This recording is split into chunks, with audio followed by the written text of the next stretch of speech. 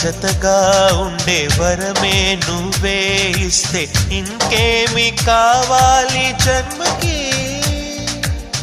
మచ్చలేని చంద్రుడిని మాట రాక చూస్తున్నా, వరస కాని బంధుని చొరవ చేసి అంటున్నా, ఇంకెప్పుడు ఒంటరినని అనరాదని, నీకు సొంతం అంటే నేనేనని.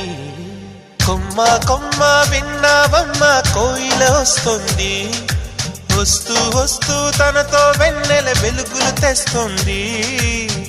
ఏవమ్మ మరుమల్లి తోరణాలు కడతావా, చిలకమ్మ ఎదురేగి స్వాగతాలు చెబుతావా.